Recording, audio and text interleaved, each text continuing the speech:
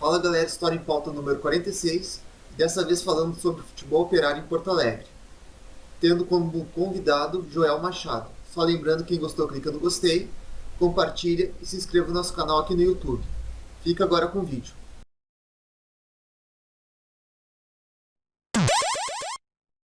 Do Morro Santana, através do 88.3 FM e também para a América Latina e para todo mundo. E eu gostaria que a gente começasse nossa conversa pautando um pouco sobre como é que foi o evento que a gente fez parte ontem. Antes de pautar o evento, eu gostaria que o convidado se apresentasse. Faz aí uma breve apresentação, Joel Machado. Bom, agradeço aos companheiros pelo convite. Eu sou Joel Machado, estudante de administração. Vulgo Jojo. Vulgo Jojo. E um fanático pelo futebol, pela história do futebol. Amante de história também, mas do futebol mais ainda. E eu estou aqui para falar um pouquinho sobre a história do futebol operário na cidade de Porto Alegre, no início do século XX. E tem tudo a ver com o nosso programa anterior, que foi durante o mesmo período, a República Velha, que foi o início do futebol operário no Rio Grande do Sul e no Brasil. É verdade. Mas então, Freitas, estava falando sobre o evento de ontem. Que evento foi esse? Bom, teve um evento organizado pela Associação Cultural José Martí, homenageando os médicos cubanos, também uma festa de aniversário da Associação Cultural, e homenageando também os 90 anos de Fidel Castro. E sobre Fidel Castro, as gurias do Levante Popular da Juventude fizeram uma recitação, uma fala muito interessante que eu vou citar um trecho importante. E é importante dizer que o evento de ontem, além de ser os 90 anos de Fidel Castro, além de ser uma receptividade, uma homenagem aos médicos cubanos, foi o evento que comemorou os 32 anos da Associação Cultural José Martí. Então eu mando aqui um abraço pro Ricardo, pra Cezira, pra Marajoara, pro Paulo e para todos os outros companheiros da associação, pra Rita, que estava lá presente na parte do bar ali, servindo as bebidas e tal. Então, um grande abraço a todos, uma grande saudação a todos e parabenizar pelo grande evento de ontem. Bom, a fala das gurias foi presenteada num papel, né, pra gente acompanhar quando elas falavam, e alguns trechos apenas. Não é que tudo tenha sido flores e não tenha havido erros, mas a vida humana é movida por contradições e não temos dúvidas do avanço. Nós identificamos também com o povo cubano porque somos latinos e somos fruto da mesma luta de classe. Então, os parabéns aí pelas ideias desenvolvidas. Inclusive, quando a gente voltou de ônibus, a gente conversou e a gente pegou o contato de uma dessas gurias que a gente quer trazer elas aqui no História em Pauta para falar exatamente sobre o Levante Popular da Juventude, o que é, como atua e quais as principais reivindicações desse movimento. Então vamos iniciar o debate, Jojo. Eu quero que tu diga para nós qual é o conceito de operário no teu entendimento. Bom, operário é um trabalhador assalariado que presta o seu serviço através de um trabalho manual, geralmente braçal, ou operando uma máquina, e trabalhando geralmente em fábricas, indústrias, ou até, como no caso aqui do futebol operário, alguns operários trabalhavam em ferrovias também. Então eram os trabalhadores livres, assalariados, trabalhadores braçais. Isso. De modo mais de modo geral. Como é que começou essa relação entre futebol e o movimento operário? Boa pergunta. Eu não diria um movimento, assim, iniciou uma relação entre os operários, assim. Eu acho que, assim, na Inglaterra, o futebol, institucionalmente, ele nasce na Inglaterra em 1863. Foi durante a confecção, a produção do Capital, exatamente. Correto?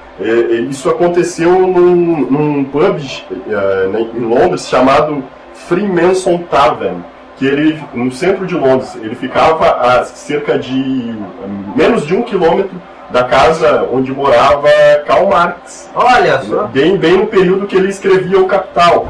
Que o Karl Marx morava numa rua chamada Dean Street. E nesse Coincidências da história, hein? né? Nós tivemos um programa aqui sobre a carne argentina e teve uma descoberta muito grande de que Karl Marx comia carne argentina. Então provavelmente ele fosse também um futebolista, quem sabe? Talvez. Bom, o futebol ele nasce nessa reunião que teve para oficializar o futebol, que ele já era disputado, assim, por exemplo, havia entre paróquias, até entre paróquias, o futebol por cerca de 200 pessoas de cada lado iam chutando uma bola até a outra paróquia. Isso na Inglaterra. Quando eles resolveram institucionalizar, vamos criar um esporte, vamos definir as regras, as 13 regras que foram, como a questão do 11 jogadores de cada lado, árbitro para apitar, etc. Isso aconteceu pela elite inglesa, entre estudantes de colégios ingleses e de clubes desportivos, que não necessariamente eram do futebol, mas que queriam agregar esse novo esporte. Só que o futebol nasceu pela elite. Só que não demorou muito para se popularizar, por quê? Porque ele era praticado nos grounds, nos campos. Como a Londres tem muitos parques, o pessoal da elite jogava esse esporte nos parques. E o operariado ele começou a ver e achar aquilo interessante. E era um esporte simples de ser praticado, porque necessitava praticamente apenas de uma bola. As goleiras elas poderiam ser improvisadas, como acontece aqui no futebol de rua, as crianças brincam. Bota um chinelo de um lado, já bota uma goleira. Só precisa praticamente de uma bola. Não precisa nem ter calçado, não precisa ter descalço. Não, claro não. E por que do operariado? Porque a Inglaterra tinha vivido a Revolução Industrial. E nesse período nascem os primeiros clubes e tal. Só que o operariado, a maioria das pessoas que foram morar em Londres teve uma expansão demográfica com a Revolução Industrial. As pessoas foram morar, geralmente eram pessoas do meio rural, que estavam acostumadas a práticas primitivas de hobby. Iam lá, vou caçar um urso e tal. Vou caçar um urso, eram os hobbies deles, eram coisas primitivas relacionadas principalmente à caça. Quando eles foram para o grande centro urbano, em Londres, no auge da Revolução Industrial, os operários precisavam de achar alguma coisa para se descontrair, para ter de lazer. Vou passar a caçar não um bicho, mas uma bola. Uma bola. Ou fazer bola através do resto dos animais. Inclusive, na Inglaterra acabam nascendo alguns clubes operários que são clubes famosos hoje. Como, por exemplo, é o caso do Arsenal, que foi fundado por operários de uma empresa chamada Arsenal Armament, que era uma empresa que fazia armas e outros clubes, como, por exemplo, o Millwall, que é um clube de uma fábrica de geleias, o Blackburn, que era um clube formado por tecelões e mineiros, o Coventry, que era um clube formado de operários de uma fábrica de bicicletas, e o West Ham, que era de operários do estaleiro Iron Works. Até o pessoal do Iron Maiden também é fanático pelo West Ham. Até entre West Ham e Millwall tem aquele filme famoso, o Hooligan. Sim, um filme bem famoso que pudesse assistir também. Então nasce aí a relação entre o operariado e o futebol. Não, mas e aqui em Porto Alegre? Como é que começou essa relação entre os trabalhadores e o futebol? Em Porto Alegre, também tem muito a ver com essa questão da Inglaterra, da expansão. Porto Alegre vivia no início do século XX, de 1900 a 1940, a população de Porto Alegre ela cresce cerca de 215%. A formação de várias fábricas em Porto Alegre, indústrias, a chegada de energia através do gás, a energia elétrica, a questão da telefonia, a formação dos bondes, primeiros bondes que transportavam as pessoas.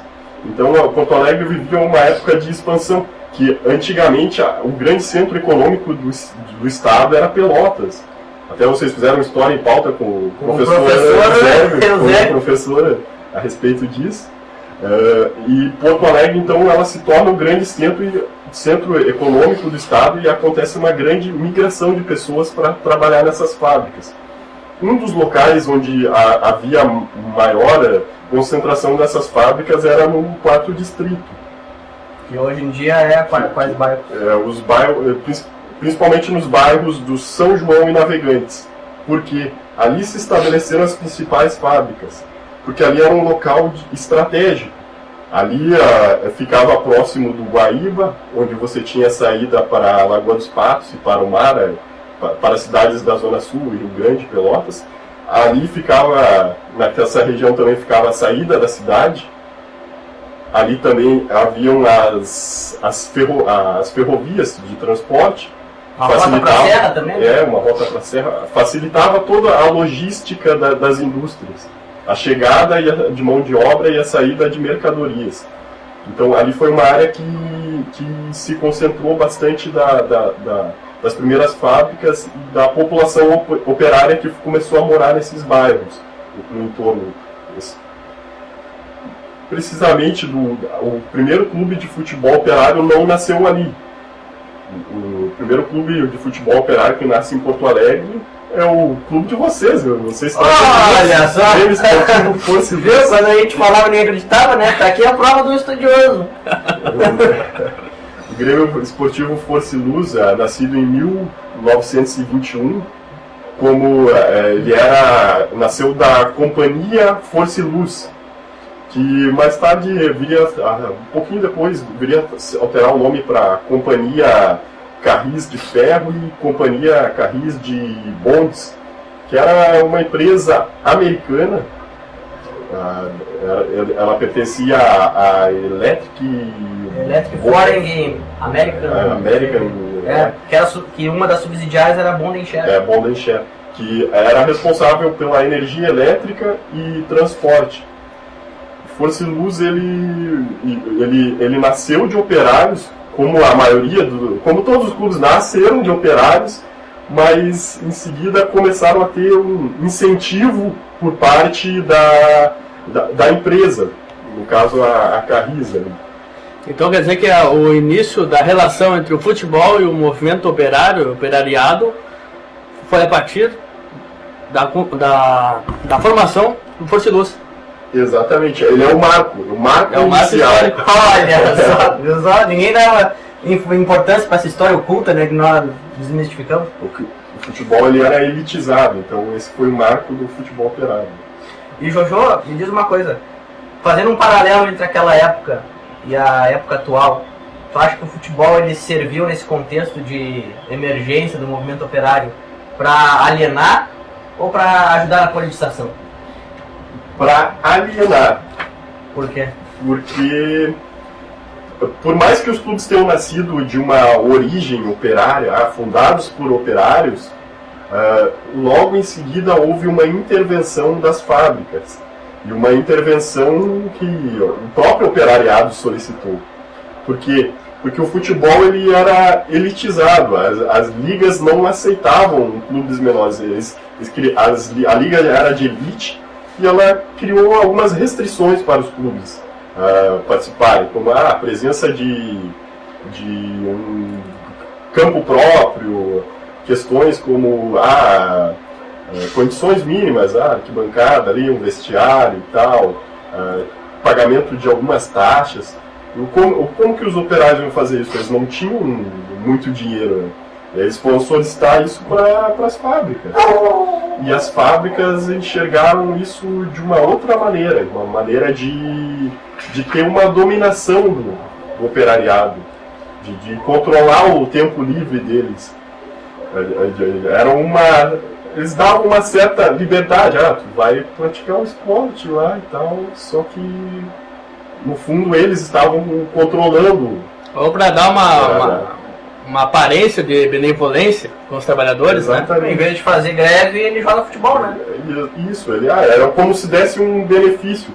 Até o Grêmio Esportivo Renner, ele era Um clube que nasceu de operários, mas que a fábrica, que tinha um modelo fordista e taylorista, de especialização do trabalho e tal, mas a concessão de muitos benefícios, como creche, como eles faziam bailes e outras atividades, davam auxílio médico para os funcionários, para evitar que houvesse algum protesto, alguma greve, alguma revolta por parte dos operários. E de acordo com a nossa pesquisa, depois da fundação do Força e Luz, as greves gerais diminuíram. É verdade. Em Porto Alegre. O Força e Luz ele foi o marco inicial, na década de 20. Ele foi aceito na liga principal, por quê? Porque ele pertencia a uma empresa de capital estrangeiro e que era de um setor estratégico, que era energia e transporte. Os demais clubes eles começam na década de 30, muitos inspirados na história do próprio Força e Luz. Porto Alegre chegou a ter 18 clubes operários no início do século. Bom, diz pra nós que times são esses? Eu tenho aqui a lista, se você diz quiser. pra nós. Então é isso que a gente quer.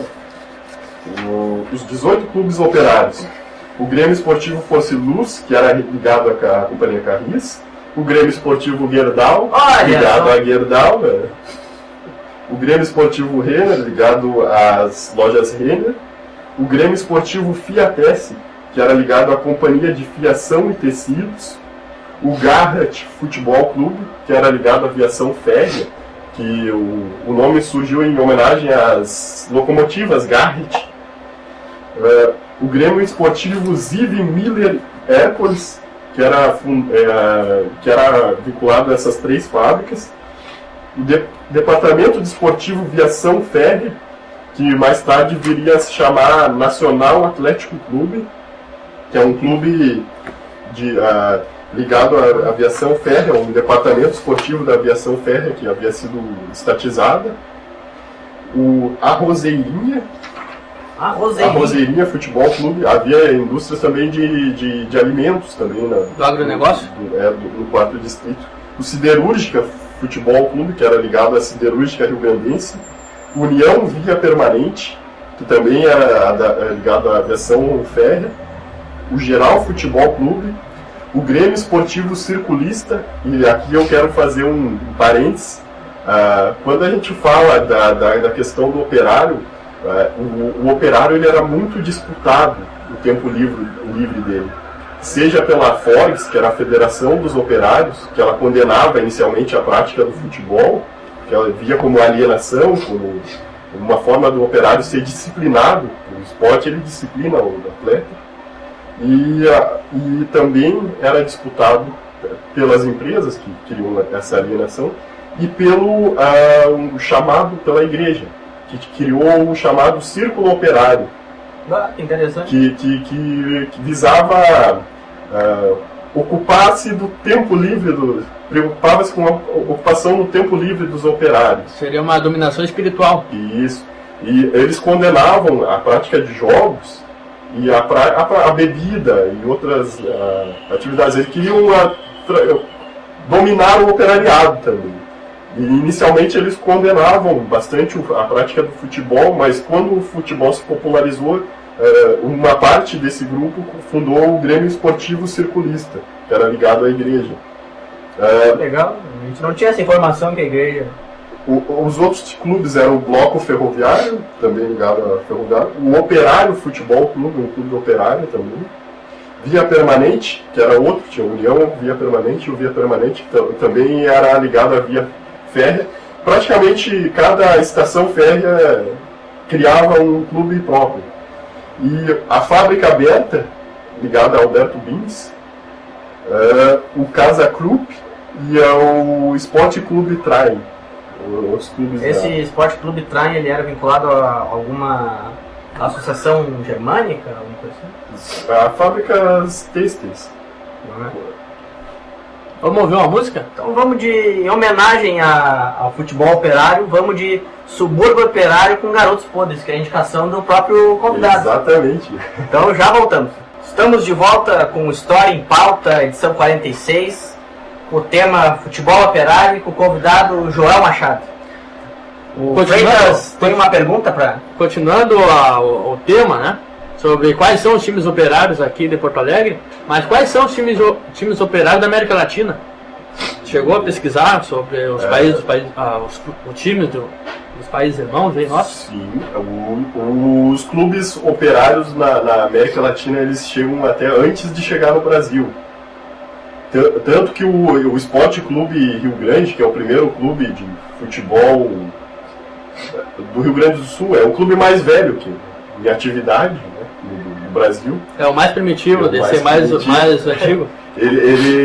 Por que o futebol chega primeiro em Rio Grande? Pela proximidade com as cidades portenhas ali, com o Uruguai, com a Argentina, que o futebol havia chegado antes ali, pela relação com a Inglaterra, de marinheiros que vinham e tal.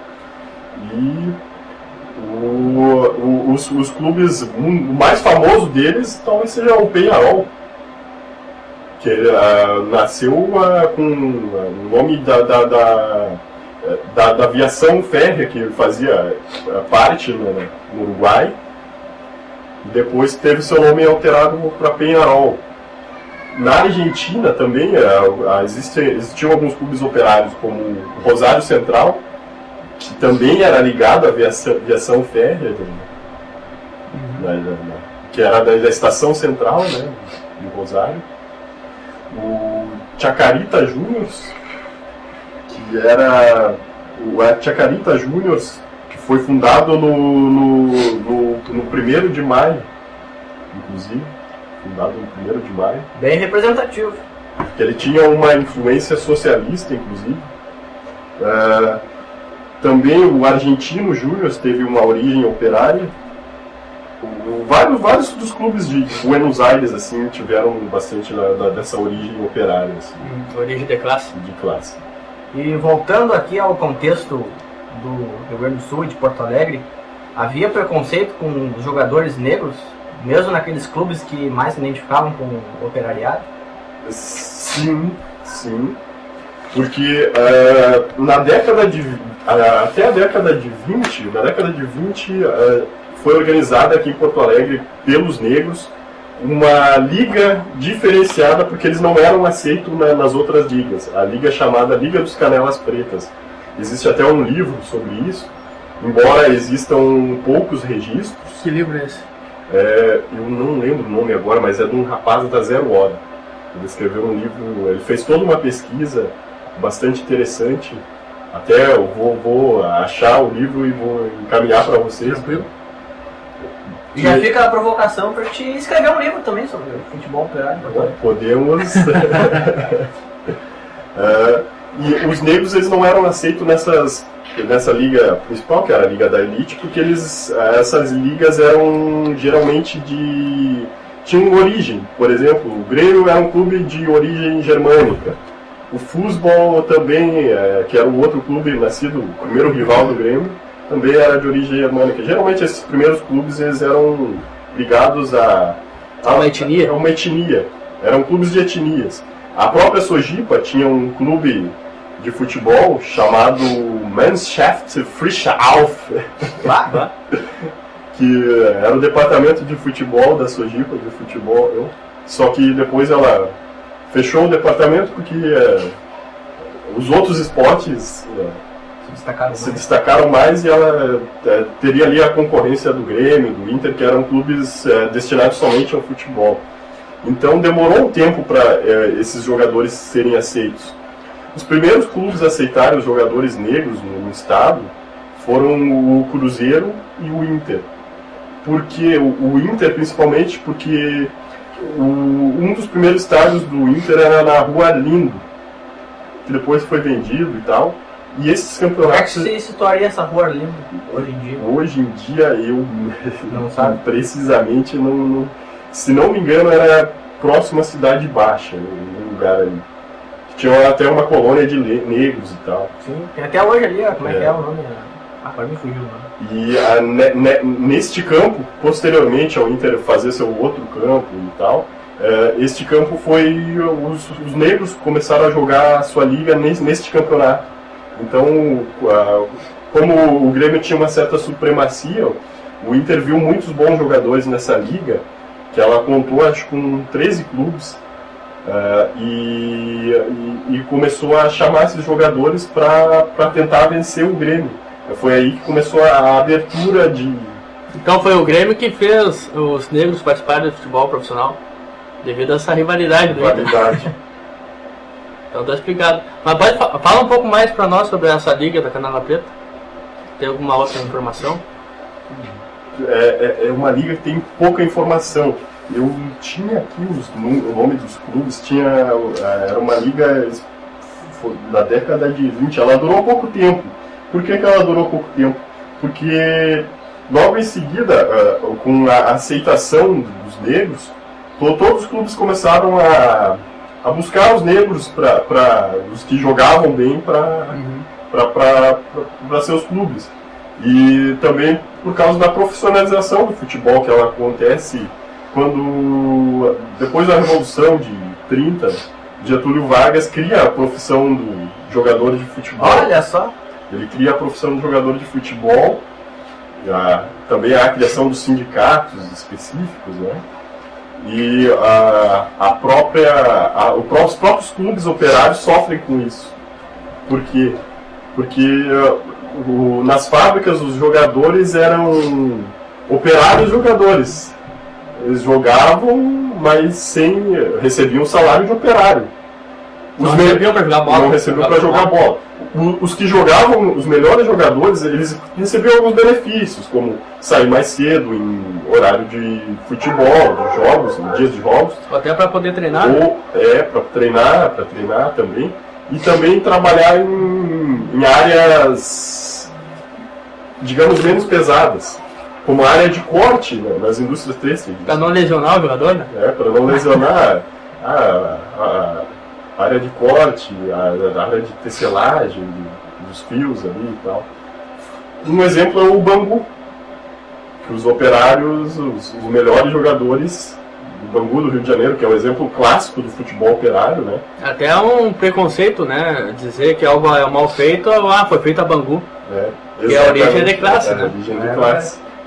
Que foi um clube ligado a uma fábrica têxtil, a fábrica Progresso, do Rio de Janeiro, que também ele foi fundado por ingleses, mas ele, em seguida, ele já teve na primeira formação a aceitação de jogadores operários, porque a fábrica ficava ao lado e porque eram poucos ingleses naquela região, era uma região mais afastada da cidade, e ele acabou sendo, digamos, dominado pela classe operária. Os ingleses fundaram, mas ele ficou nas mãos... Eles ocuparam o clube, e já nos 2 primeiros anos era um clube que aceitava negros, algo tipo inédito, assim, né? Desde quando eles aceitaram negros? O Bangu, as primeiras 1910, por aí, eles já 1912 já aceitavam. Na época da revolta da Chibata. Tu comentou que o primeiro clube a aceitar negros foi o Cruzeiro, então quer dizer que o Inter e o Cruzeiro. Então o Força e Luz, quando surgiu, não tinha negros. O Força e Luz, quando surgiu, não tinha negros. Foi o primeiro clube operário. Os outros clubes, porque o Força e Luz ele era ligado também a uma empresa americana, capital americano que patrocinava o clube. Então também tinha essa influência étnica também. Para não colocar negros, né? Os outros clubes operários, eles tiveram uma aceitação mais fácil de negros, porque eles foram fundados a partir da década de 30. Nessa década, os negros já estavam jogando na principal liga, alguns negros. Então eles tiveram maior facilidade de colocar negros nos clubes. Jojo, tu pode nos citar, se tu conhece, tem o conhecimento de participação de jogadores ou de dirigentes desses clubes de futebol em partidos políticos? Sim, em partidos políticos havia participação, assim, havia células, principalmente do Partido Comunista. Só que não eram células, digamos assim, muito ativas. Eles queriam fazer uma espécie de soviete ali. Exatamente.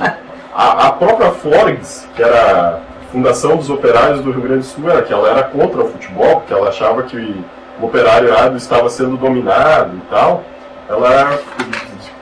Inicialmente ela condenava a participação do operariado no esporte, mas depois, por orientação da Internacional Comunista, que criou o departamento de esportes, a Internacional Desportiva Vermelha, que é um departamento de esportes da Internacional Comunista. E então a própria Forbes começou a aceitar, porque a orientação da Internacional Comunista era que o futebol ele podia ser usado para atrair militantes na causa trabalhadora. Pô, bacana essa iniciativa do Stalin, né? Inclusive... E outra coisa, inclusive, o Renner, um dos fundadores do Renner era Modesto Zanata, que ele era um dos líderes de uma célula do Partido Comunista no 4º Distrito, chamada Célula Olga Benário. Outros clubes também tiveram vários comunistas como dirigentes dos clubes, como o Valig, o Ziv, o Geral das Indústrias e o Fiatesse. E o futebol profissional é lugar de luta de classe ou conciliação de classe? No meu ponto de vista, hoje eu vejo ele como conciliação de classes. Embora o futebol esteja muito elitizado hoje em dia. Mas eu vejo ele como conciliação. Seja pela popularidade que o futebol atingiu, ou pela aceitação que se teve. Inicialmente o futebol era operário, mas depois ele começou a ter a aceitação do operariado, do negro e das demais classes sociais. João, pode nos falar sobre o tal Grenal da legalidade? Se ele aconteceu, se não aconteceu, se houve um vencedor? O Grenal da legalidade, ele aconteceu. Na realidade, o Grenal da legalidade ele estava marcado para o dia 27 de agosto de 1961. E quem daria o pontapé inicial deste Grenal seria Jânio Quadros. Só que alguns dias antes desse Grenal acontecer, o Jânio Quadros renuncia. E o que acontece? O Brizola, como todos sabem, começa a se organizar no movimento da legalidade e nesse dia 27 o Brizola já havia solicitado a Rádio Guaíba e já estava com o apoio de alguns funcionários da Brigada Militar, alguns policiais e tal. Então o que se decidiu é que nesse Grenal seria transferido, que não teria como fazer a transmissão que na época, e pelo próprio o momento não era o ideal, né? Um momento de muita tensão, né? Hoje em dia a gente vê que tira uma presidente, fazem um impeachment com ela, entra um outro presidente, crise econômica, mas o futebol tá por aí, né? Não há essa paralisação assim, mesmo de tensão política. Quando esses dias houve uma paralisação da Brigada Militar, né? Houve um jogo de futebol no mesmo dia na Arena do Grêmio, inclusive estava lá, e com presença do policiamento e tal, e enquanto o resto da cidade estava abandonada, né? Bom, eu quero fazer agora um desafio a todos, que é uma sugestão de leitura. Poema Manifesto Partido do Poetista. De novo? De novo. Do grande poeta americanista Nero Borges. Então meu desafio é que a gente ouça com atenção e relacione com o futebol operário. Não há de vingar uma revolução enquanto não se educar toda a população. Pode-se até tentar, impondo pela coação. Mas o que irá criar, já não criou-se então? Não é ser pessimista, ter tal ponto de vista, é observação imparcial. Podes me criticar, mas reflita, vá pensar, a dialética é essencial. Será que o futebol operário teve uma importância pedagógica? Teve um papel revolucionário?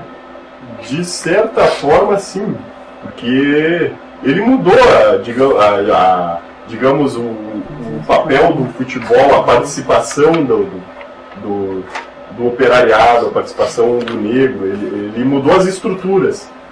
E o futebol ele estava se tornando um esporte de massa. Ele estava muito ligado à classe operária ali nesse momento, que era um momento de industrialização da cidade de Porto Alegre. Né? E tu acha? Eu acho que eu concordo com o Jojo, e quando ele fala em dialética, eu acho que é exatamente nesse sentido de, ao mesmo tempo que o futebol serviu para manter os trabalhadores, ali, os operários de forma pacífica, né, não fazerem greves, também serviu para organizar algum tipo de associação ali que possibilitou também, às vezes fazer greve. Então, nessa dialética que cita o poema aí. Bom, vamos chegar nas últimas perguntas, no final do programa. A minha pergunta é a seguinte: é possível dizer que o futebol é um produto do imperialismo britânico? De certa forma, sim. Porque o futebol ele se espalhou no mundo devido a este imperialismo dado da Revolução Industrial. Que a Inglaterra produzia tudo, praticamente, né? E era a potência, né? Era a grande potência. O futebol foi parte da expansão cultural da Inglaterra, será? Sim, porque como eles comercializavam várias coisas produzidas, né, durante ali, pelas fábricas, né, eles vendiam para as outras partes do mundo. E isso ajudou a espalhar o futebol, principalmente pelos marinheiros também. O próprio Esporte Clube Rio Grande, o que se relata é que a chegada do futebol em Rio Grande se deu à presença dos marinheiros ingleses. Né? Interessante. E agora a minha última provocação é se atualmente o futebol pode ser considerado popular ou virou apenas negócio, onde os clubes viraram corporações. E dentro dessa resposta, quero que tu diga se tu identifica algum time de operário atualmente em Porto Alegre. Atualmente não. E é possível dizer que os jogadores são operários do futebol? Eles são trabalhadores. Eles são trabalhadores. Na realidade, é um trabalho braçal também. O futebol O futebol ele virou um grande negócio. Mas ele é um esporte. Do ponto de vista da prática, ele é um esporte. Da prática, faz bem a saúde e tal. Mas ele está inserido dentro do capitalismo. Tanto que muitos jogadores buscam no futebol uma oportunidade de ascensão social, né? Jogadores de humildes e tal. Será que a maior parte dos clubes dos interiores do Brasil, será que não são times operários? Boa parte. A gente tem vários clubes operários no Brasil. No Ceará tem o Ferroviário. No Espírito Santo tem uma ferroviária. Né? Essa parte ferroviária de empresas ferroviárias ajudou muito na formação de futebol operário. Desde a origem até hoje? Desde a origem até hoje. No Rio Grande do Sul, no interior, vários clubes também de origem operária da área de ferrovias. Jojo, acho que dá tempo de fazer mais uma pergunta para ti. E eu quero que tu nos respondas por que é importante resgatar essa parte da história esportiva de Porto Alegre, do futebol operário. Porque ela está muito interligada com toda a história de Porto Alegre, né? A questão do desenvolvimento na época, desenvolvimento industrial da cidade, com a mudança de mentalidade, com a criação de um novo olhar para o operário, uma criação de um novo olhar para o negro. O futebol, de certa forma, ajudou nessa inserção assim, de aproximação entre classes. Uma integração de classe. Integração de classe. La integração de classe. La integração. Então tá bom. Eu não tenho mais nenhum questionamento, só quero agradecer a presença do Jojo, que já participou também da nossa mais recente Singles Americanista. E já está convidado para uma próxima síncrese e falar sobre futebol operário. Pô, estamos aí para isso, né? Eu que agradeço pelo convite, fico muito feliz de ter sido convidado aqui pelos amigos. Com certeza.